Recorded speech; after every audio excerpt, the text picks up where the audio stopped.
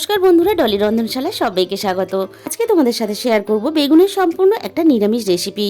আর এরকম নতুন নতুন রেসিপি পেতে অবশ্যই আমার চ্যানেলটাকে সাবস্ক্রাইব করে পাশে থাকা বেল আইকনটা অল করে দিয়ে, যাতে আমি কোনো নতুন রেসিপি আপলোড করলে সবার আগে তোমার কাছে পৌঁছায়। রেসিপিটা শেষ পর্যন্ত দেখার জন্য অনুরোধ রইল। এখানে আমি দেখো বেগুন কেটে নিয়েছি গোল গোল করে। এবারে স্বাদ মতো লবণ দিয়ে দিলাম, অল্প একটু চিনি, আর দিয়ে দেবো এর মধ্যে অল্প একটু হলুদ গুঁড়ো, আর দিয়ে দিলাম এর মধ্যে অল্প একটু ঝাল লঙ্কার গুঁড়ো।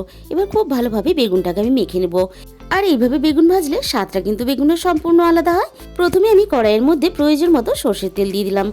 তেলটা আমি খুব ভালোভাবে গরম করে নিয়ে আমি একে একে বেগুনগুলো তেলের মধ্যে দিয়ে ভেজে নেব।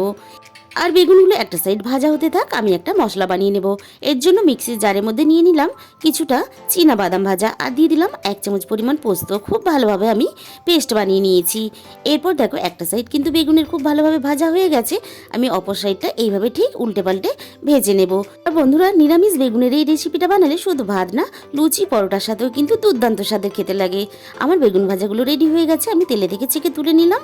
এরপর ওই একই তেলের মধ্যে আমি যে পেস্টটা বানিয়েছিলাম সেই পেস্টটা কিন্তু দিয়ে দিলাম। এবার একে একে মশলাগুলো দিয়ে দেবো। 1/2 চামচ পরিমাণ দিয়ে দিলাম হলুদ গুঁড়ো, আর দিয়ে দিলাম 1/2 চামচ পরিমাণ ঝাল লঙ্কার গুঁড়ো, আর আমি দিয়ে দিলাম 1/2 চামচের একটু কম কাশ্মীরি লঙ্কার গুঁড়ো, আর দিয়ে দিলাম 1 চামচ পরিমাণ জিরের গুঁড়ো, আর দিয়ে দিলাম স্বাদ মতো লবণ, আর দিয়ে দিলাম অল্প একটু চিনি। এবার খুব ভালোভাবে মশলাটা কষিয়ে নেব। বন্ধুরা, তোমরা কিন্তু না বানিয়ে খেলে বেগুনের এই রেসিপিটা বুঝতেই পারবে না নিরামিষ বেগুন এতটা টেস্টি হতে পারে। ভালোভাবে কষিয়ে নিয়ে মশলাটা আমি মিক্সির বাটি ধোয়া অল্প একটু জল দিয়ে দিলাম, আর তার সাথে ছোট বাটির 1 বাটি পরিমাণ জল দিয়ে দিলাম। ঝোলটা যখন ফুটে গাঢ় হয়ে এসেছে তখন কিন্তু আমি ভেজে রাখা বেগুনগুলো দিয়ে দিলাম। আজকের রেসিপিটা দেখার পরে যদি তোমাদের ভালো লেগে থাকে অবশ্যই ভিডিওতে একটা লাইক করো, আর প্রচুর প্রচুর নিজেদের বন্ধুদের মধ্যে শেয়ার করো। এবার আমি বেগুনটাকে 2 থেকে 3 মিনিট ঝোলের মধ্যে ফুটতে দেবো। এর থেকে বেশি ফোটাবো না, তাহলে কিন্তু বেগুনটা অনেকটাই গলে যাবে।